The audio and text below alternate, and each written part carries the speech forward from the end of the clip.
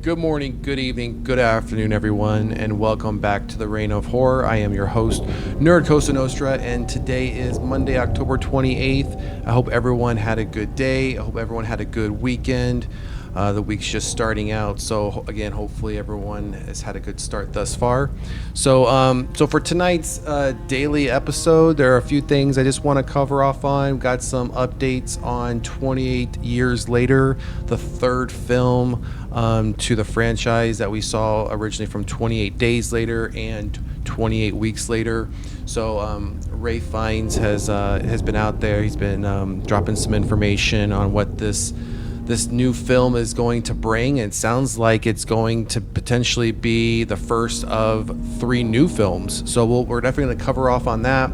Something else I want to touch on is one of my favorite franchises, which is one I don't think necessarily gets a lot of love outside of the original, and maybe the follow-up sequel gets a little bit of love, which the sequel is actually my favorite of the original, which is the Omen franchise. Now, don't get me wrong, I know the third film, the TV movie, which turned out to be the fourth film, we had the reboot / remake, and then we've recently had kind of I guess we'll call it a sequel prequel, a prequel sequel, however you want to phrase it. But we have seen the Omen franchise come back out with a new film this year.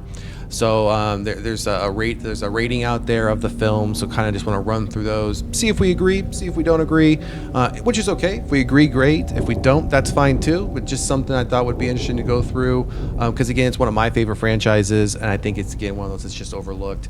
Something else we're going to touch on, which we've already done an episode on, and we did a brief walkthrough of the current state of the Terrifier franchise, especially with Terrifier 3 coming out this month. And actually, this month is almost over. It's hard to believe. October is almost over.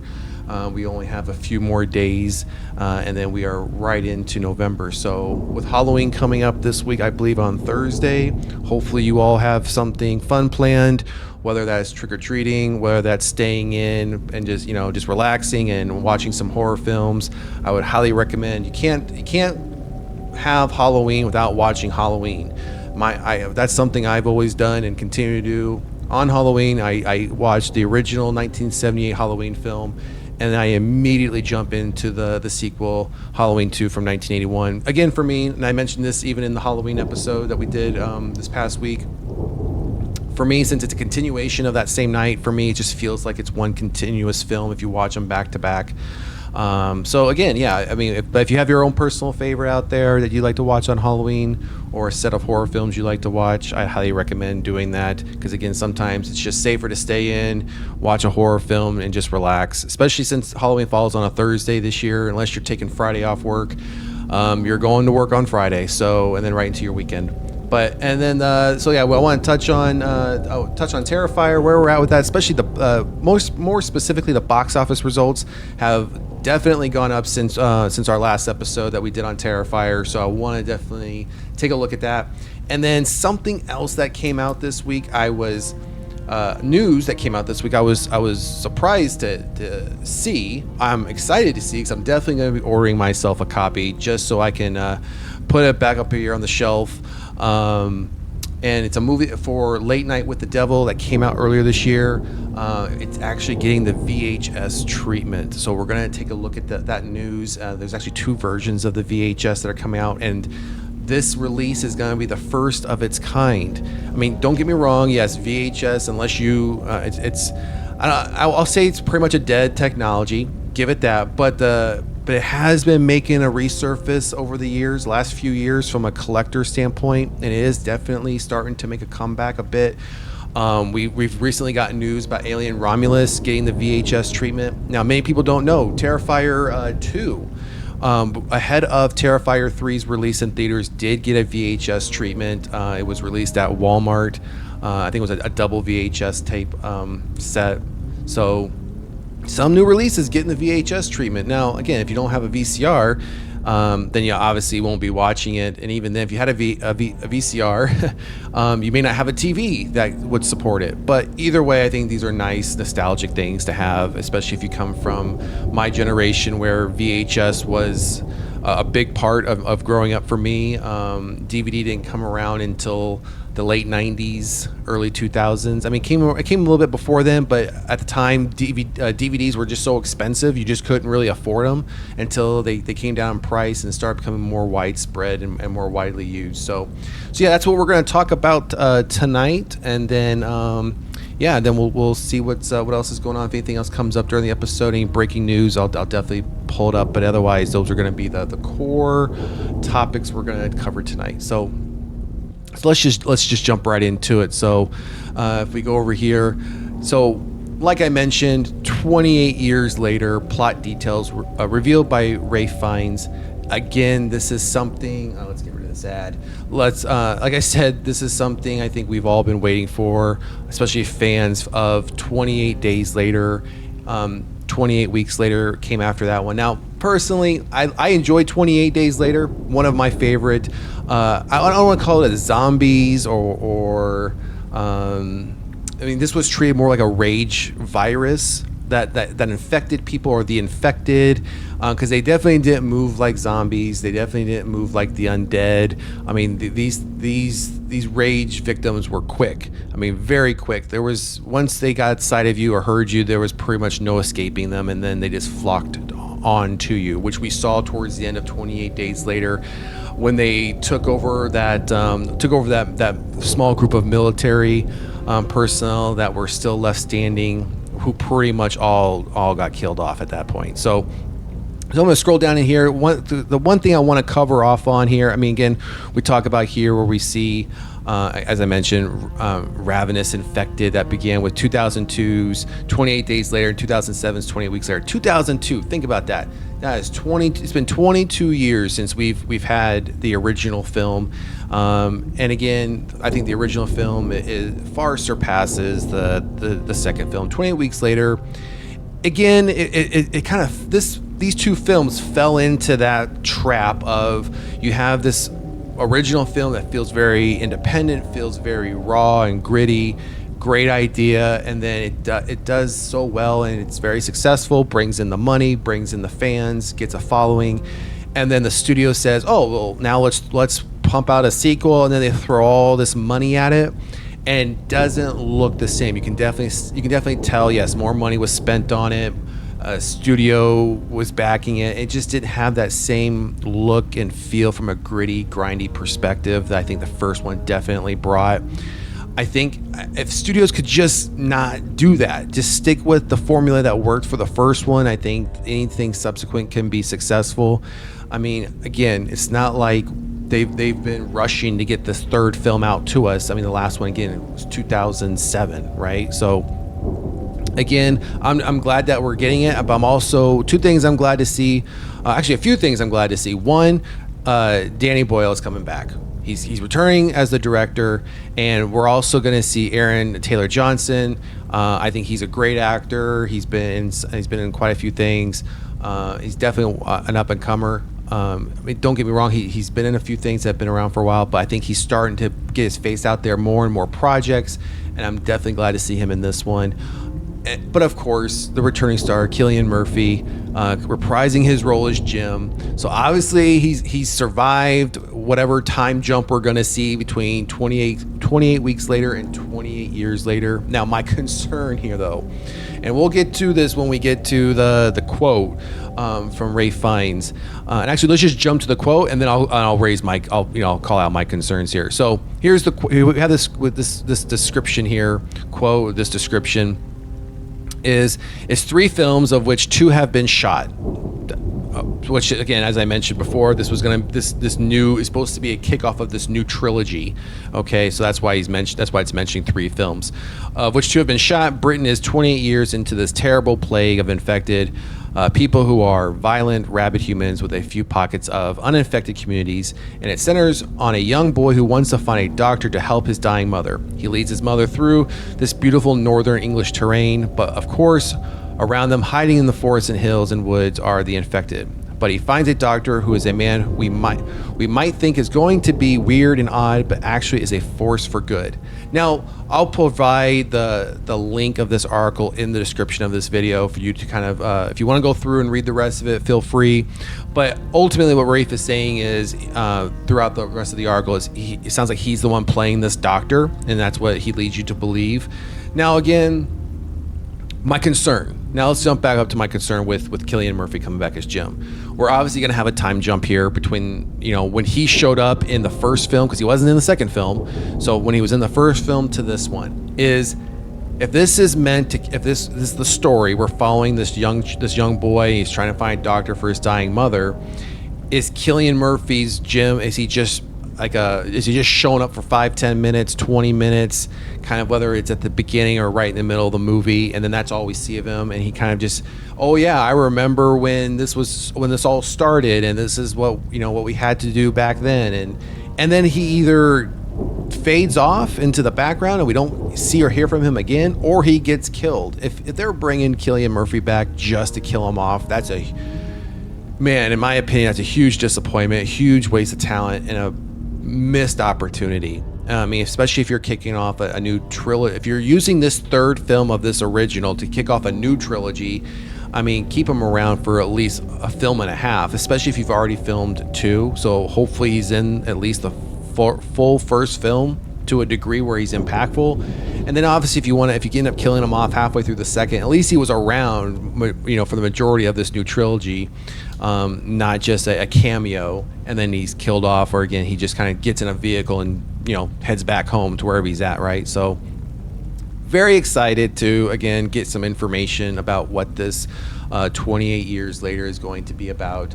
I did not expect that this was going to be the kickoff of a new trilogy, but I mean, hey, the more rage virus zombie type films we can get in the horror genre, hey, the better, right? I mean, can't really complain about that. So yeah, so again, I'll put the link in the description below. Feel free to check out the rest of the article if you like, but let's just jump into the next topic, which will be so let's just scroll up here, which will be the bulk of our conversation tonight, is this article here from the Omen movies ranked from worst to best. Now, don't get me wrong, this is going to be very subjective. This is obviously going to be based on one person's opinion, which I totally agree and accept that fact. We may agree on things, and I've said this before, and I will always say this: like what you like, love what you love. We don't always have to agree on things. We don't always have to like the same things, and if we don't, that's perfectly fine. We can like different things, and I can like a movie and someone else may not like it, and they can like something, I may not like it, but we can have that mutual respect for, you know, what each of us enjoys, right? So again, I'm going into this, and I kind of scanned through this article before, you know, getting on tonight's show, just to see, you know, if I do I agree, do I not agree? But, you know, so let's just jump right into it. So let's just scroll down here.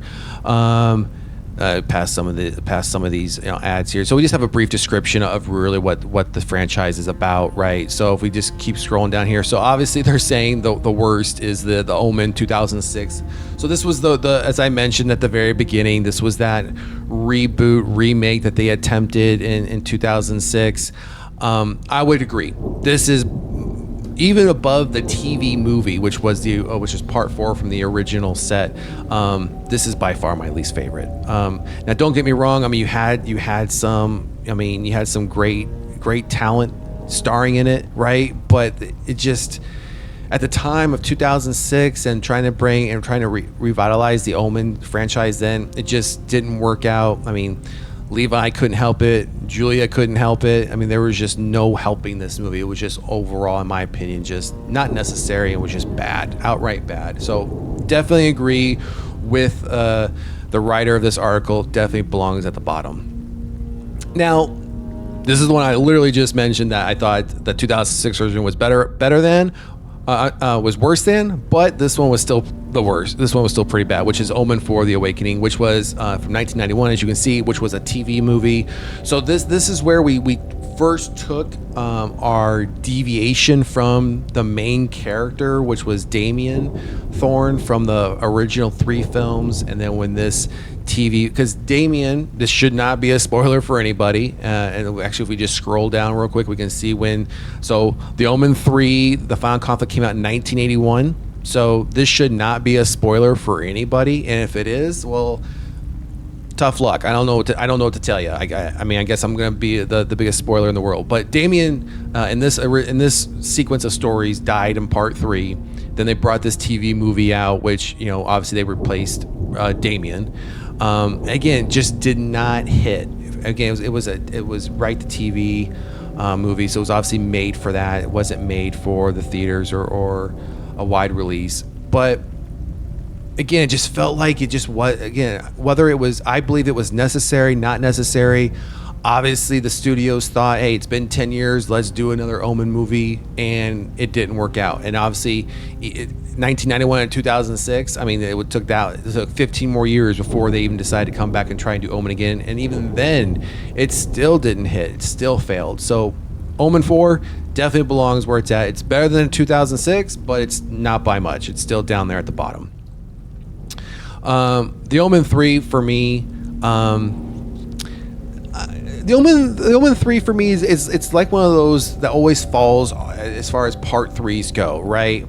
I don't understand the love it doesn't get. I don't understand the hate it gets. I mean, it's no different than, and I've said this on other streams before, it's similar to me when it comes to Godfather 3, when it comes to Alien 3, when it comes, Outlier, the Exorcist 3 was actually very good. I think of that franchise, The Exorcist 2 was the worst of the bunch. So again, I don't understand the hate that Omen 3 gets. I enjoy it, but and it was there for me in third place up until we got the recent release of the first Omen 2024. Now for me, I really enjoyed this, and the whole time I was watching this film, I was hoping. And again, I went into this one. And I typically now do nowadays is I will watch a teaser trailer and then and some of the trailers, but beyond that, I don't read reviews, I don't read articles, I avoid spoilers. I want to go into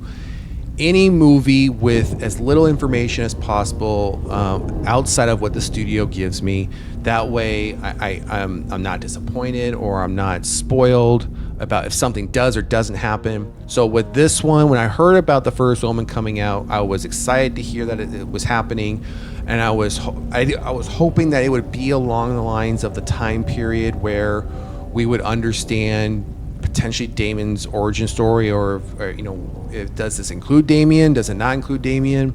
So I'm not going. So this one just came out this year. This one I'm not going to spoil because I'm sure there might be some people in the horror community who have not seen the first Omen from this year. They may have been decided, hey, I'm not going to watch it, or maybe I'm just going to wait to watch it at a later date. So I'm not going to spoil this, whether or not there's any details on that. So I would highly recommend avoiding reading that description up above. If it had any spoilers in it, I didn't look to see if it did. Again, I'm just looking at the titles here, and based on my viewings of all these films. So again, if you haven't seen it, if you're an Omen fan and you haven't seen it, I would highly recommend go and watch it. Give it a chance. I think you might be surprised. And if you don't like it, hey, at least you gave something new a chance, right? There's always that. Always got to try new things. Always got to try new things. So this is where I deviate from the author of this article. They have Damien, Omen 2, 1978 up next, which obviously then that just leaves, and I'll just scroll down real quickly. Obviously you can see that just leaves the original one, the Omen 1976. So for me, I would flip these. I much more enjoy Damien, the Omen 2, 78 versus the original film from 1976, The Omen. When I think about this franchise, and if I'm going to reach for one of the films from this franchise, this is the first one I'm reaching to. I'm reaching right for this one. I don't know if for me, I think the story for me, because Damien is obviously much older, he then learns that he is the Antichrist, and then he starts to use his power. Obviously, again, spoiler, this shouldn't be much of a spoiler since this movie came out in 1978, like I mentioned up above, from 2006 and 1991. But in this one, there's a point where he attempts to get his cousin to join him, because his cousin finds out that he is the Antichrist, and Damien then uses his powers, his ability that they portray him to have, to kill his cousin. And throughout this film, things happen where you believe Damien is making these things happen by these powers that he has, and ultimately kills off the rest of the family, the rest of the Thorne family that's left surviving. By the end of the film, they all end up perishing, and Damien's technically he's adopted, but he is technically a Thorne because he's adopted into the family. So now he's the last surviving, so he's going to inherit everything that the family has, which is a very well-off, rich family. And again, you see that if we scroll back up a little bit here, see the time jump up here, because here in Omen 3 he's an adult, right? So big time jump between 2 and 3. But again, and as you can see here, if you haven't noticed, it's played by a very young Sam Neill. Many people probably don't even know that Sam Neill was in The Omen and played Damien. But I would, but again, for me, I would definitely be switching Damien, Omen 2, 78 with The Omen 1976. Now, don't get me wrong. I think The Omen 1976 is a great film, especially for the time. We were seeing obviously a lot of horror films around this time, but I think this was obviously one of the very first ones that we were seeing around demonic possession, the Antichrist. Around this time period in the 70s and 80s, a lot of this was very big as far as within the real world. So they obviously studios were going to seize that opportunity and make some films about it, and they did. Again, though, to each his own. I enjoy The Omen 1976, but for me, again, Damien, The Omen 2 from 78 hits harder, and for me, it's just much more entertaining. So anyways, like I said before, and like I will do with this one as well, I will provide the link of this article in the description. So if you want to read through these and see what the author has to say about each film, recommend checking it out. Otherwise, I would highly recommend, if you haven't seen any of these films, which I would be shocked if you're watching this channel, if you're watching this episode and you are a horror movie fan, I would be shocked if you haven't seen any of these. Now, I understand if everyone hasn't seen the first Omen 2024, because it just came out this year, just came out not too long ago. So I understand, many people haven't seen that one yet. They might be waiting for, the price to come down to rent it or buy it, what have you. But otherwise, I think for the others, I think the vast majority of people have seen them, and you already know if you like them or don't like them, right? But if you haven't seen them, if there's some of them that you skipped, or maybe it's been a while since you have visited the franchise, hey, maybe go back and check it back out again. You might find that it's much more enjoyable and more entertaining this time around. I know there's times where I'll watch a film the first time and I just don't like it, and one film I can call out on that was Prometheus from the Alien franchise. I remember seeing that in theaters, and I just did not like it. I walked out of it hugely disappointed, thinking I would never watch this film again, and just moved on. And it wasn't until it came out on physical release, I thought, I'll give it another chance. I'll try this again. And I did, and after the second viewing, I found it much more entertaining. And then now it's one of my favorite science fiction films. So, again, if you've watched something at least once and you didn't like it the first time, maybe go back, revisit it. You might find that you find it enjoyable the second time around. So, all right, so let's jump right to our next topic, Terrifier 3. Let me scroll back up a bit. Terrifier 3. Just became the highest grossing unrated movie of all time. Did anyone tell me, raise your hands, did anyone see that coming? I did not see that coming.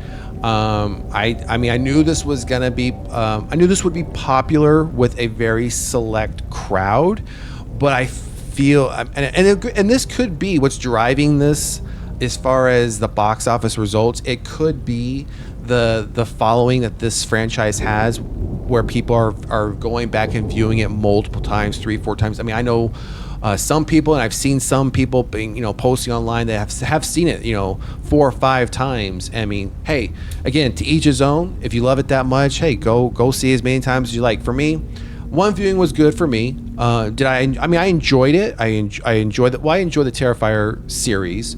I enjoyed this third film. Is it my favorite of the 3 films? No, it's not my favorite. Terrifier 2 would be my favorite so far of the 3 of the franchise. Now, depending upon what they do with Terrifier 4, which it's pretty obvious that they're going to do a Terrifier 4 again. Terrifier 3 just came out 3 weeks ago, I believe, somewhere around there. So I'm not going to spoil what makes me believe that or why I'm so confident there will be a 4. Again, if you're part of the horror community and you've seen Terrifier 3, you know what I'm talking about. Or if you've seen any news from the director and creator of the franchise, you know what he has said about any subsequent sequels to the franchise. So that won't be a spoiler. That won't be news to you. But I'm not going to mention what happens at the end of the film, just because again the movie's fairly new and there might be some people just haven't seen it yet and are just waiting to. So. But once you see it, you'll know exactly what I'm talking about when I say they definitely leave it open for a sequel, part 4. So, but let's scroll down and look at some of the details of this here. So, right here, I mean, if you can see the number, it just stands out. So, Damien Leone's Terrifier 3 continues to break records and make headlines on the road to Halloween, and this latest headline is one of the biggest the franchise has made to date. With a this right here. This is what I'm talking about. With a worldwide box office of 55.1 million at the time this article being written. And let's go right back up and see, when was this article done? The 28th. So this is my time, 6 hours ago. So that was obviously today, 6 hours ago, and that's when that's the number as of now. And this theater and this movie is still in theaters, right? So I know it's still out there making money. It's obviously not number 1 anymore, but it's still, I think, in the top 10 domestic box office. So it's still bringing it in. And with Halloween coming this week, I think outside of Smile 2, this is going to be the only other horror film in the theaters. So with Halloween falling on a Thursday, some people might be taking Friday off because they're going to be out trick-or-treating or looking to have plans with friends and family. Hey, you might decide to go see Terrifier 3, and if you haven't seen it, go see it. I mean, if you're into this type of horror, I would highly recommend giving it a go at least one time at the theater. Get out there, support it. Independent film, independent creators, and everyone involved. So definitely worth getting it out there and supporting it. So, but anyways, let's jump back into this. And like I said, right here, 55.1 million at the time of this article being written. Terrifier 3 is now officially the highest grossing unrated movie of all time. That's crazy. And congrats to Damien, congrats to the cast and crew, putting in the work, putting in the time to take this franchise where it was, as far as, especially when All Hallows Eve came out, when Art the Clown wasn't it was in that movie, wasn't the primary storyline, but then obviously when Terrifier 1 came out, very low budget, had a great return. Terrifier 2 had a higher budget, but even a bigger return. And obviously we know what's happened with this one. So, and as we see here, it even goes on to say Terrifier 3 crosses 50 million at the worldwide box office and officially becomes the highest grossing unrated film, even surpassing the highest grossing NC-17 films. Not much of a surprise there. I mean, I don't know about any of you, but in my area, there aren't a lot of NC-17 films being played, so I don't know how that, what's being used as far as comparison for that, or where they're pulling NC-17 films from. But there's none of that playing in my area, so I'm not sure where how that information is being compiled. But either way, they obviously confirmed it. So here in the United States, the bloody, disgusting, and Cineverse release has scared up 44.5 million at the box office, thus far slaughtering the 10.9 million domestic take for Terrifier 2. I mean, look at that. Just about quadrupled the domestic take from Terrifier 2 to Terrifier 3. That's a big win for them, definitely. And again, I know the studio, I mentioned this in the Terrifier episode. If you haven't watched it, go check it out. It's up on the channel. The studios and execs wanted to get involved with Terrifier 3. They were trying to get Damien to let them come play in the sandbox with them, and Damien was like, no, I'm good. I'm going to keep doing my thing. I want to have full control of this. I don't want anyone coming in telling me, cut this, fix this, change that. I want this to be exactly what I want it to be in the story I'm trying to tell and in the way I want to tell it, right? And good for him, because this could have easily failed. This could have not have made its budget back. This could have been a huge financial hit for them, and we definitely wouldn't have seen another Terrifier movie. Or if we would have, it would have been a very low budget one like the original. But the success of this film, again, as I mentioned in the Terrifier episode, is garnering crazy amounts of merchandise. It's now getting it's going to be getting its own video game on all major consoles. It's getting just a number of collector edition box sets for the physical release, whether that's for the Blu-ray or the 4K releases. So it's getting just about as much attention as any other big studio release would be getting. This horror film is getting it as well, which, again, glad to see that the genre and this film is getting as much love as it's getting. So again, big win for Terrifier, big win for Damien, and again for all those who were a part of this franchise, and especially a part of part 3. Again, a huge congrats to them. Again, if you haven't, and again, I'll put the link for this article in the description if you want to read through this for any more details on this news on the success of Terrifier 3. Feel free to check it out. So last topic we're going to jump to, and this took me by surprise. And again, I kind of touched on this at the beginning of this episode, which is, let's scroll back up here. Late Night with the Devil possesses first ever commercially released glow-in-the-dark VHS, and they actually have a picture of it right here. I'm sorry, but I think that's fire. That is absolutely fire. I'm definitely gonna be ordering myself a copy of this. Obviously not to play. I don't have a VCR. I don't have a TV that can support a VCR, even if I had one. I'm sure there's some way to hook one up through various cables and connections, but I'm not gonna go through all that trouble. This for me would just be something, again, I would just put up here on the shelf, just to have as a nice little collector's piece, just as a nice little nostalgic VHS of a recent release. But let's just scroll down here real quick. As you can see here, praised by Stephen King as absolutely brilliant, Late Night with the Devil is now available on VHS at Witter Entertainment, presented by Broke Horror Fan. The 2023 supernatural horror hit marks the first ever glow-in-the-dark VHS to be commercially released. Limited to 150, the fully functional glow tape comes in book box packaging with flip cover for $50. A standard slipcase version with alternate artwork by Creepy Duck Design is also available for $30. Officially licensed from Shudder, each tape includes an exclusive introduction by writer-director Conan Cameron Carnes. Or Karen, I'm not sure how to pronounce that. Anyways, along with the special features after the movie, and again, it just goes on. So we have like a little bit of a picture here of the. I think that might be the slip. That's the book one, I think, and then this here will be the original, like the standard cover that the VHS would come in. So I think there was a link up here that we can click on. Is this a link? Yeah, so this is a link here. Let's see if we can get this. Okay, good. So let me make this a little bit bigger so we can all see it a little bit better. So yeah, so it looks like here this is the standard. Let's see. Choose an option. Let's do that. Let us choose an option. All right, so standard. So yeah, as I mentioned, looks like this is the standard like case that the VHS will come in, and then if we scroll, this is the book that they're talking about, that the book case, the book cover, that the glow in the dark version will come in, and yeah, that looks absolutely fire.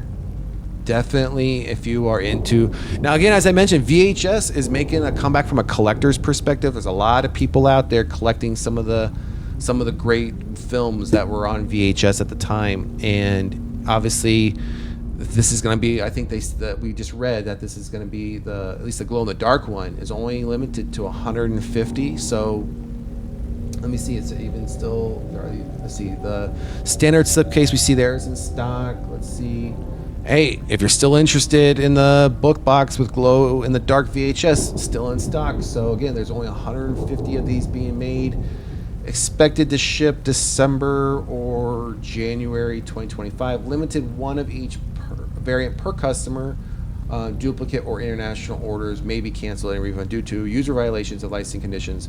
And FYI, I have no link to this website. I have no affiliation with this website. I'm not sponsored by this website. I get no kickbacks from this website. So obviously, I'm just out here to share the information. Again, if you're a collector, if you're not a collector, I've garnered a few VHSs that, just from things I grew up with. I just like to just have in my kind of like my personal collection of things, right? I mean, we all collect different things, but this will definitely, I loved this movie. I thought this was a great movie. I don't think this film is getting enough attention as it should.